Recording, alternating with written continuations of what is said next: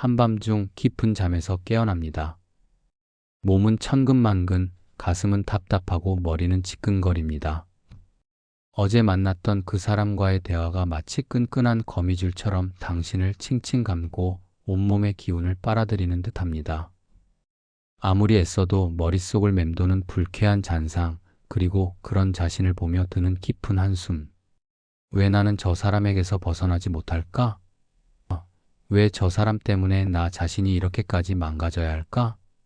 사랑하는 가족이든 매일 마주하는 직장 동료든 혹은 친한 친구든 우리는 살아가면서 자신도 모르게 우리의 에너지를 갉아먹는 사람들을 만나게 됩니다.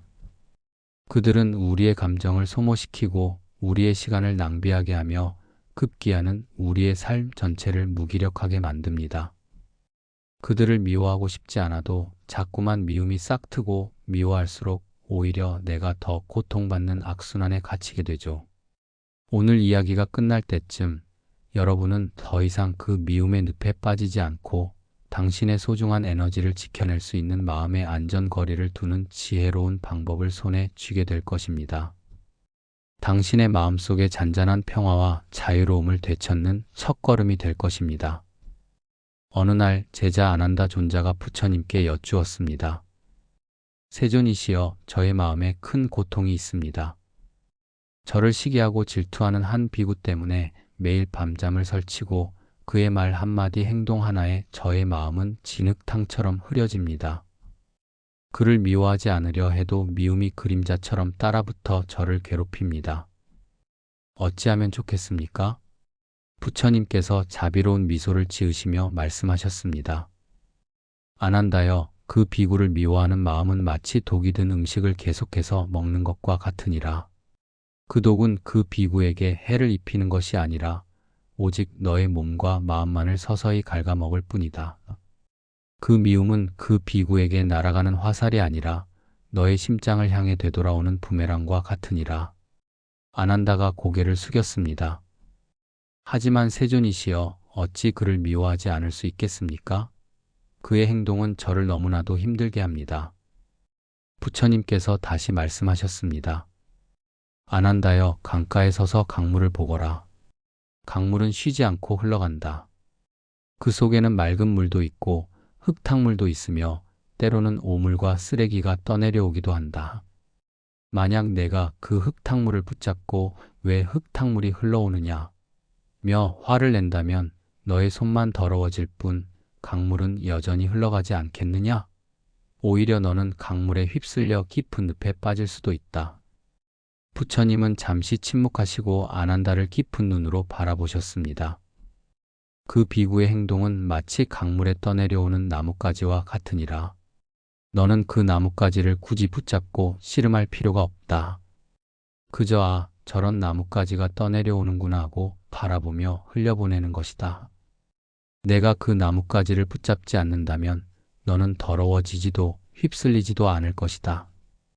그것이 바로 마음의 안전거리를 두는 지혜니라. 아난다는 부처님의 말씀을 듣고 비로소 깨달았습니다. 자신의 고통이 상대방의 행동 때문이 아니라 그 행동에 대한 자신의 반응, 즉 미움과 집착 때문이라는 것을 말입니다. 그의 눈가에 이슬이 맺혔고 마음속 답답함이 조금씩 걷히는 것을 느꼈습니다. 고요한 숲에는 새들의 지저귀이 평화롭게 울려 퍼지고 따뜻한 바람이 아난다의 얼굴을 부드럽게 감쌌습니다. 부처님의 이러한 가르침은 비단 불교에만 머무는 것이 아닙니다. 2000년 전 중국의 현인 장자 또한 비슷한 통찰을 우리에게 남겼습니다. 장자는 무의자연이라는 사상을 강조했습니다. 이는 억지로 무엇인가를 하려 하지 않고 자연의 흐름에 순응하며 사는 삶의 태도를 의미합니다.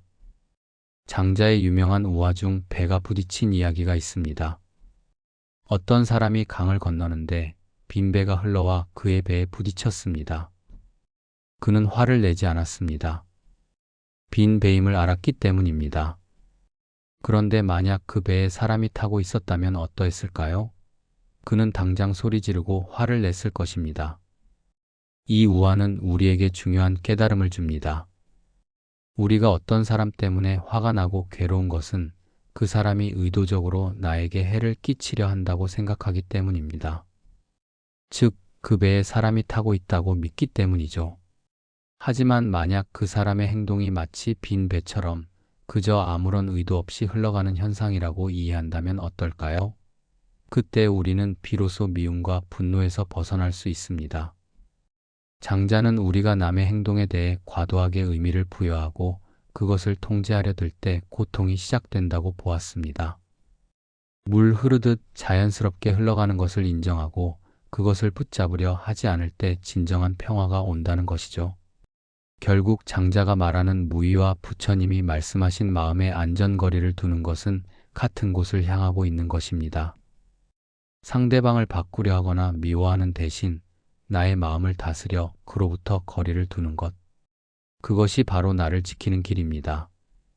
그렇다면 어떻게 나의 에너지를 갉아먹는 사람들에게서 마음의 안전거리를 둘 수 있을까요? 좀 더 구체적인 비유를 통해 설명해 드리겠습니다.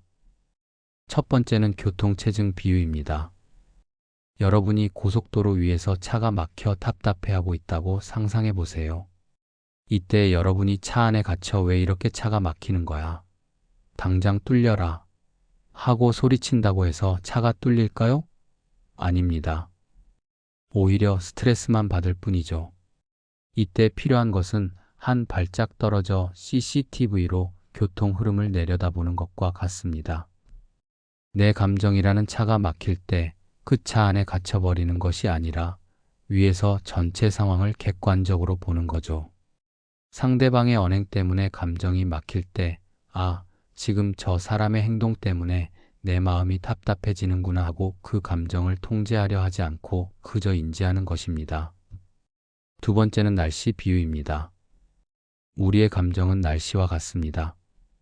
비가 온다는 예보를 듣고 젠장, 왜 비가 오는 거야? 하고 화를 내거나 비를 탓한다고 해서 비가 그치지 않습니다. 그저 오늘은 비가 오는 날씨구나 하고 객관적으로 인지하고 우산을 챙기거나 실내 활동을 계획하죠. 내 마음속 감정의 날씨도 마찬가지입니다. 분노, 짜증, 무기력함과 같은 먹구름이 몰려올 때 그것을 억누르거나 벗어나려 발버둥 치는 대신 지금 내 마음에 먹구름이 끼어 있구나 하고 그 감정의 상태를 인정하는 것입니다. 날씨를 통제할 수 없듯 타인의 행동과 그로 인한 내 감정을 완전히 통제할 수는 없습니다. 하지만 그 감정을 알아차리고 어떻게 반응할지는 선택할 수 있습니다. 세 번째는 강물 비유입니다. 분노, 불안, 미움과 같은 감정은 마치 강물에 떠내려오는 나뭇가지와 같습니다. 그것을 굳이 붙잡고 씨름하려 한다면 당신만 힘들어집니다. 대신 그저 저런 감정이 떠내려오고 있구나 하고 바라보며 흘려보내는 것입니다.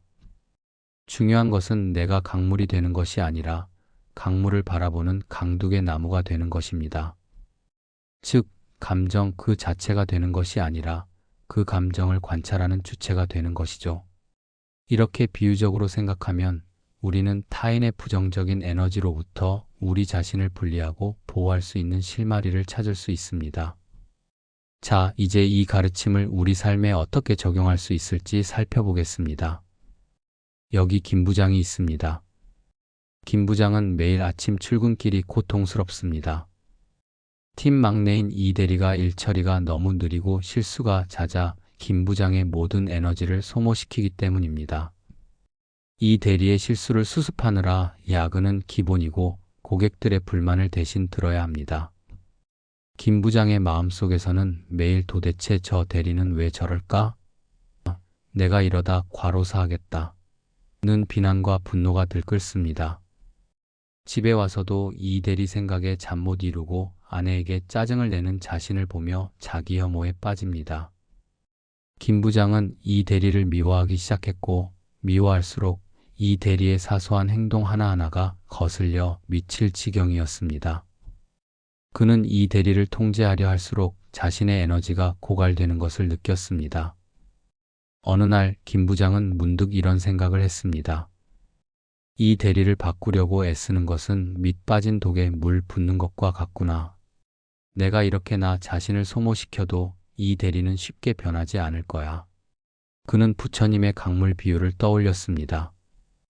이 대리의 느린 업무 처리와 실수는 마치 강물에 떠내려오는 나뭇가지와 같다고 말이죠. 그는 그 나뭇가지를 붙잡고 씨름하는 대신 이 대리의 업무 방식은 이 대리의 문제일 뿐 나의 문제가 아니냐라고 생각하기 시작했습니다.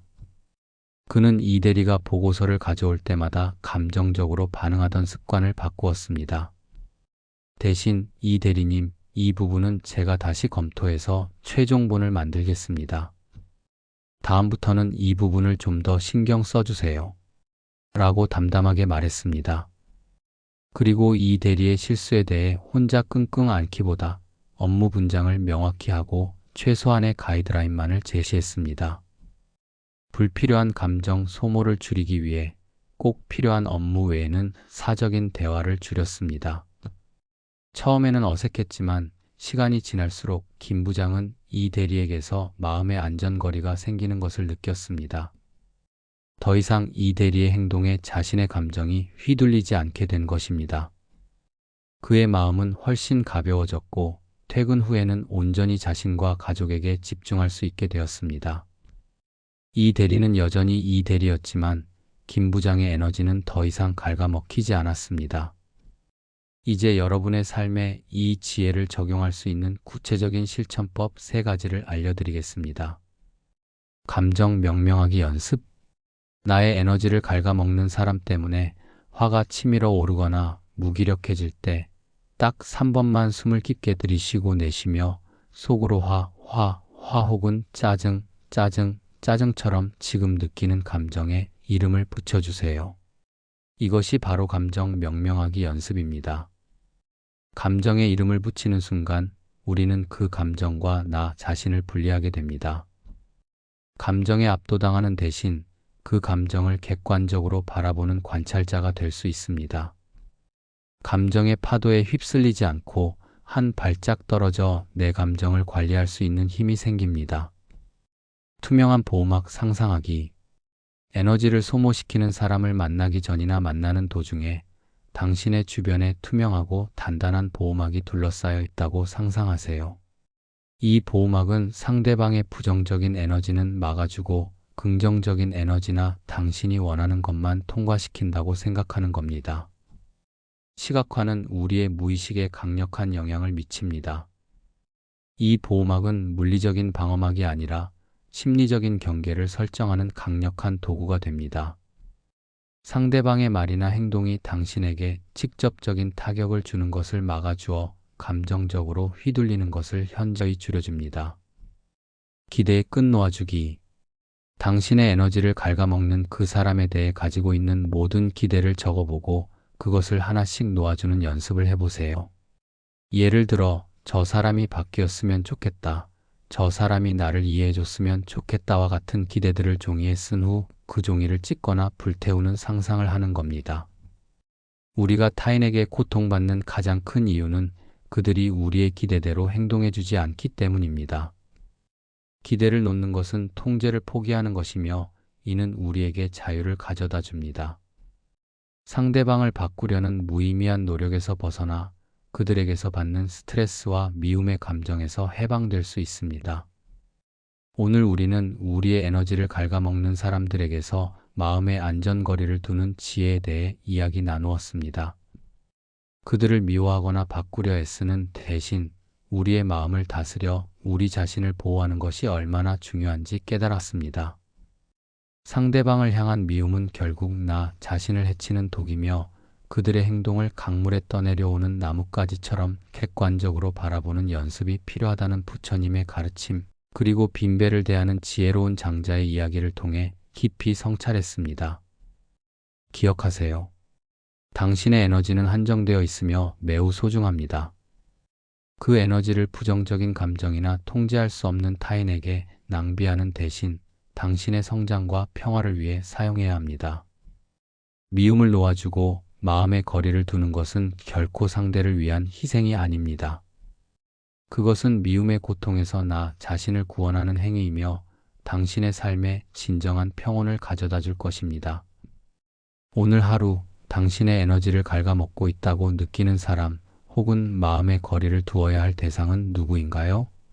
그 사람에 대해 당신이 품고 있는 미움이나 기대를 잠시 내려놓고 당신의 마음을 평화롭게 지켜보는 시간을 가져보세요. 당신의 마음에도 본래의 고요함이 깃들기를 기원합니다. 지혜의 길 위에서 언제나 당신과 함께 걷겠습니다. 오늘의 지혜가 마음에 울림을 주었다면 구독과 공유로 더 많은 도반들과 이 길을 함께 해주세요. 한밤중 깊은 잠에서 깨어납니다. 몸은 천근만근, 가슴은 답답하고 머리는 지끈거립니다. 어제 만났던 그 사람과의 대화가 마치 끈끈한 거미줄처럼 당신을 칭칭 감고 온몸의 기운을 빨아들이는 듯합니다. 아무리 애써도 머릿속을 맴도는 불쾌한 잔상, 그리고 그런 자신을 보며 드는 깊은 한숨. 왜 나는 저 사람에게서 벗어나지 못할까? 왜 저 사람 때문에 나 자신이 이렇게까지 망가져야 할까? 사랑하는 가족이든 매일 마주하는 직장 동료든 혹은 친한 친구든 우리는 살아가면서 자신도 모르게 우리의 에너지를 갉아먹는 사람들을 만나게 됩니다. 그들은 우리의 감정을 소모시키고 우리의 시간을 낭비하게 하며 급기야는 우리의 삶 전체를 무기력하게 만듭니다. 그들을 미워하고 싶지 않아도 자꾸만 미움이 싹트고 미워할수록 오히려 내가 더 고통받는 악순환에 갇히게 되죠. 오늘 이야기가 끝날 때쯤 여러분은 더 이상 그 미움의 늪에 빠지지 않고 당신의 소중한 에너지를 지켜낼 수 있는 마음의 안전거리를 두는 지혜로운 방법을 손에 쥐게 될 것입니다. 당신의 마음속의 잔잔한 평화와 자유로움을 되찾는 첫걸음이 될 것입니다. 어느 날 제자 아난다 존자가 부처님께 여쭈었습니다. 세존이시여, 저의 마음에 큰 고통이 있습니다. 저를 시기하고 질투하는 한 비구 때문에 매일 밤잠을 설치고 그의 말 한마디 행동 하나에 저의 마음은 진흙탕처럼 흐려집니다. 그를 미워하지 않으려 해도 미움이 그림자처럼 따라붙어 저를 괴롭힙니다. 어찌하면 좋겠습니까?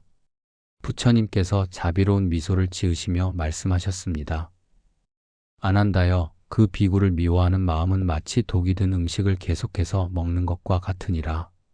그 독은 그 비구에게 해를 입히는 것이 아니라 오직 너의 몸과 마음만을 서서히 갉아먹을 뿐이다.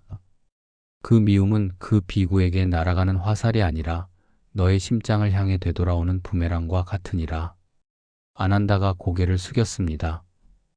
하지만 세존이시여, 어찌 그를 미워하지 않을 수 있겠습니까? 그의 행동은 저를 너무나도 힘들게 합니다. 부처님께서 다시 말씀하셨습니다. 아난다여, 강가에 서서 강물을 보거라. 강물은 쉬지 않고 흘러간다. 그 속에는 맑은 물도 있고 흙탕물도 있으며 때로는 오물과 쓰레기가 떠내려오기도 한다. 만약 내가 그 흙탕물을 붙잡고 왜 흙탕물이 흘러오느냐 며 화를 낸다면 너의 손만 더러워질 뿐 강물은 여전히 흘러가지 않겠느냐? 오히려 너는 강물에 휩쓸려 깊은 늪에 빠질 수도 있다. 부처님은 잠시 침묵하시고 아난다를 깊은 눈으로 바라보셨습니다. 그 비구의 행동은 마치 강물에 떠내려오는 나뭇가지와 같으니라.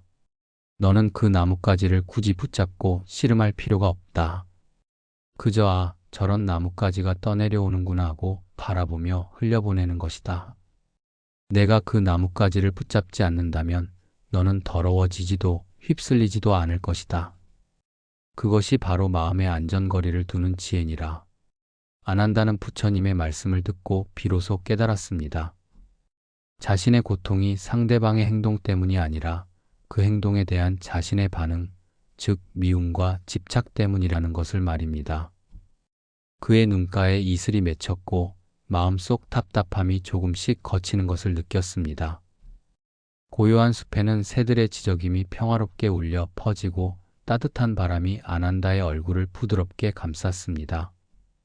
부처님의 이러한 가르침은 비단 불교에만 머무는 것이 아닙니다. 2000년 전 중국의 현인 장자 또한 비슷한 통찰을 우리에게 남겼습니다. 장자는 무의자연이라는 사상을 강조했습니다. 이는 억지로 무엇인가를 하려 하지 않고 자연의 흐름에 순응하며 사는 삶의 태도를 의미합니다. 장자의 유명한 우화 중 배가 부딪힌 이야기가 있습니다. 어떤 사람이 강을 건너는데 빈 배가 흘러와 그의 배에 부딪혔습니다. 그는 화를 내지 않았습니다. 빈 배임을 알았기 때문입니다. 그런데 만약 그 배에 사람이 타고 있었다면 어떠했을까요? 그는 당장 소리 지르고 화를 냈을 것입니다. 이 우화는 우리에게 중요한 깨달음을 줍니다. 우리가 어떤 사람 때문에 화가 나고 괴로운 것은 그 사람이 의도적으로 나에게 해를 끼치려 한다고 생각하기 때문입니다. 즉, 그 배에 사람이 타고 있다고 믿기 때문이죠. 하지만 만약 그 사람의 행동이 마치 빈 배처럼 그저 아무런 의도 없이 흘러가는 현상이라고 이해한다면 어떨까요? 그때 우리는 비로소 미움과 분노에서 벗어날 수 있습니다. 장자는 우리가 남의 행동에 대해 과도하게 의미를 부여하고 그것을 통제하려 들 때 고통이 시작된다고 보았습니다. 물 흐르듯 자연스럽게 흘러가는 것을 인정하고 그것을 붙잡으려 하지 않을 때 진정한 평화가 온다는 것이죠. 결국 장자가 말하는 무의와 부처님이 말씀하신 마음의 안전거리를 두는 것은 같은 곳을 향하고 있는 것입니다. 상대방을 바꾸려 하거나 미워하는 대신 나의 마음을 다스려 그로부터 거리를 두는 것. 그것이 바로 나를 지키는 길입니다. 그렇다면 어떻게 나의 에너지를 갉아먹는 사람들에게서 마음의 안전거리를 둘 수 있을까요? 좀 더 구체적인 비유를 통해 설명해 드리겠습니다. 첫 번째는 교통체증 비유입니다. 여러분이 고속도로 위에서 차가 막혀 답답해하고 있다고 상상해 보세요. 이때 여러분이 차 안에 갇혀 왜 이렇게 차가 막히는 거야? 당장 뚫려라 하고 소리친다고 해서 차가 뚫릴까요? 아닙니다. 오히려 스트레스만 받을 뿐이죠. 이때 필요한 것은 한 발짝 떨어져 CCTV로 교통 흐름을 내려다보는 것과 같습니다. 내 감정이라는 차가 막힐 때 그 차 안에 갇혀버리는 것이 아니라 위에서 전체 상황을 객관적으로 보는 거죠. 상대방의 언행 때문에 감정이 막힐 때, 아, 지금 저 사람의 행동 때문에 내 마음이 답답해지는구나 하고 그 감정을 통제하려 하지 않고 그저 인지하는 것입니다. 두 번째는 날씨 비유입니다. 우리의 감정은 날씨와 같습니다. 비가 온다는 예보를 듣고 젠장, 왜 비가 오는 거야? 하고 화를 내거나 비를 탓한다고 해서 비가 그치지 않습니다. 그저 오늘은 비가 오는 날씨구나 하고 객관적으로 인지하고 우산을 챙기거나 실내 활동을 계획하죠. 내 마음속 감정의 날씨도 마찬가지입니다. 분노, 짜증, 무기력함과 같은 먹구름이 몰려올 때 그것을 억누르거나 벗어나려 발버둥 치는 대신 지금 내 마음에 먹구름이 끼어 있구나 하고 그 감정의 상태를 인정하는 것입니다. 날씨를 통제할 수 없듯 타인의 행동과 그로 인한 내 감정을 완전히 통제할 수는 없습니다. 하지만 그 감정을 알아차리고 어떻게 반응할지는 선택할 수 있습니다. 세 번째는 강물 비유입니다. 분노, 불안, 미움과 같은 감정은 마치 강물에 떠내려오는 나뭇가지와 같습니다. 그것을 굳이 붙잡고 씨름하려 한다면 당신만 힘들어집니다. 대신 그저 저런 감정이 떠내려오고 있구나 하고 바라보며 흘려보내는 것입니다. 중요한 것은 내가 강물이 되는 것이 아니라 강물을 바라보는 강둑의 나무가 되는 것입니다. 즉, 감정 그 자체가 되는 것이 아니라 그 감정을 관찰하는 주체가 되는 것이죠. 이렇게 비유적으로 생각하면 우리는 타인의 부정적인 에너지로부터 우리 자신을 분리하고 보호할 수 있는 실마리를 찾을 수 있습니다. 자, 이제 이 가르침을 우리 삶에 어떻게 적용할 수 있을지 살펴보겠습니다. 여기 김 부장이 있습니다. 김 부장은 매일 아침 출근길이 고통스럽습니다. 팀 막내인 이 대리가 일 처리가 너무 느리고 실수가 잦아 김 부장의 모든 에너지를 소모시키기 때문입니다. 이 대리의 실수를 수습하느라 야근은 기본이고 고객들의 불만을 대신 들어야 합니다. 김 부장의 마음속에서는 매일 도대체 저 대리는 왜 저럴까? 내가 이러다 과로사하겠다. 는 비난과 분노가 들끓습니다.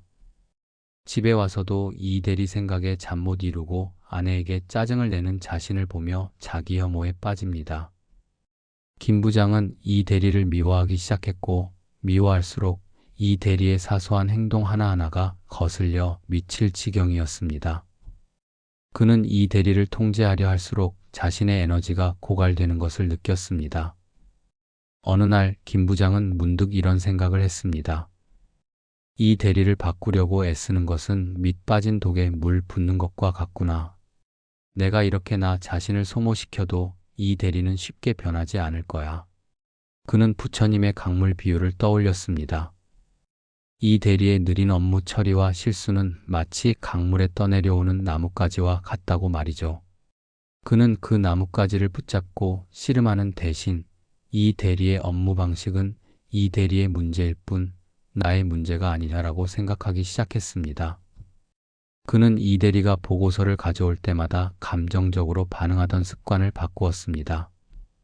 대신 이 대리님, 이 부분은 제가 다시 검토해서 최종본을 만들겠습니다.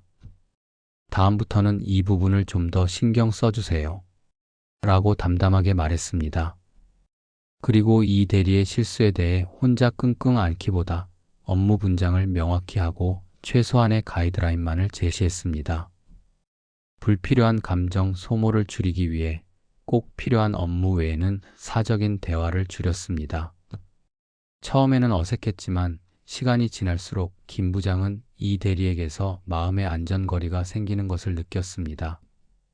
더 이상 이 대리의 행동에 자신의 감정이 휘둘리지 않게 된 것입니다. 그의 마음은 훨씬 가벼워졌고 퇴근 후에는 온전히 자신과 가족에게 집중할 수 있게 되었습니다. 이 대리는 여전히 이 대리였지만 김 부장의 에너지는 더 이상 갉아먹히지 않았습니다. 이제 여러분의 삶에 이 지혜를 적용할 수 있는 구체적인 실천법 3가지를 알려드리겠습니다. 감정 명명하기 연습. 나의 에너지를 갉아먹는 사람 때문에 화가 치밀어 오르거나 무기력해질 때 딱 3번만 숨을 깊게 들이쉬고 내쉬며 속으로 화 혹은 짜증처럼 지금 느끼는 감정에 이름을 붙여주세요. 이것이 바로 감정 명명하기 연습입니다. 감정에 이름을 붙이는 순간 우리는 그 감정과 나 자신을 분리하게 됩니다. 감정에 압도당하는 대신 그 감정을 객관적으로 바라보는 관찰자가 될 수 있습니다. 감정의 파도에 휩쓸리지 않고 한 발짝 떨어져 내 감정을 관리할 수 있는 힘이 생깁니다. 투명한 보호막 상상하기. 에너지를 소모시키는 사람을 만나기 전이나 만나는 도중에 당신의 주변에 투명하고 단단한 보호막이 둘러싸여 있다고 상상하세요. 이 보호막은 상대방의 부정적인 에너지는 막아주고 긍정적인 에너지나 당신이 원하는 것만 통과시킨다고 생각하는 겁니다. 시각화는 우리의 무의식에 강력한 영향을 미칩니다. 이 보호막은 물리적인 방어막이 아니라 심리적인 경계를 설정하는 강력한 도구가 됩니다. 상대방의 말이나 행동이 당신에게 직접적인 타격을 주는 것을 막아주어 감정적으로 휘둘리는 것을 현저히 줄여줍니다. 기대의 끈 놓아주기. 당신의 에너지를 갉아먹는 그 사람에 대해 가지고 있는 모든 기대를 적어보고 그것을 하나씩 놓아주는 연습을 해보세요. 예를 들어, 저 사람이 바뀌었으면 좋겠다. 저 사람이 나를 이해해줬으면 좋겠다와 같은 기대들을 종이에 쓴 후 그 종이를 찢거나 불태우는 상상을 하는 겁니다. 우리가 타인에게 고통받는 가장 큰 이유는 그들이 우리의 기대대로 행동해주지 않기 때문입니다. 기대를 놓는 것은 통제를 포기하는 것이며 이는 우리에게 자유를 가져다 줍니다. 상대방을 바꾸려는 무의미한 노력에서 벗어나 그들에게서 받는 스트레스와 미움의 감정에서 해방될 수 있습니다. 오늘 우리는 우리의 에너지를 갉아먹는 사람들에게서 마음의 안전거리를 두는 지혜에 대해 이야기 나누었습니다. 그들을 미워하거나 바꾸려 애쓰는 대신 우리의 마음을 다스려 우리 자신을 보호하는 것이 얼마나 중요한지 깨달았습니다. 상대방을 향한 미움은 결국 나 자신을 해치는 독이며 그들의 행동을 강물에 떠내려오는 나뭇가지처럼 객관적으로 바라보는 연습이 필요하다는 부처님의 가르침, 그리고 빈배를 대하는 지혜로운 장자의 이야기를 통해 깊이 성찰했습니다. 기억하세요. 당신의 에너지는 한정되어 있으며 매우 소중합니다.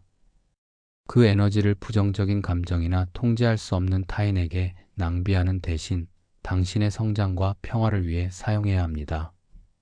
미움을 놓아주고 마음의 거리를 두는 것은 결코 상대를 위한 희생이 아닙니다. 그것은 미움의 고통에서 나 자신을 구원하는 행위이며 당신의 삶에 진정한 평온을 가져다 줄 것입니다. 오늘 하루 당신의 에너지를 갉아먹고 있다고 느끼는 사람 혹은 마음의 거리를 두어야 할 대상은 누구인가요?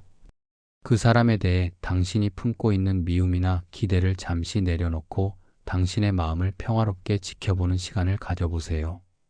당신의 마음에도 본래의 고요함이 깃들기를 기원합니다.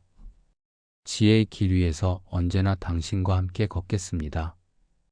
오늘의 지혜가 마음에 울림을 주었다면 구독과 공유로 더 많은 도반들과 이 길을 함께 해주세요.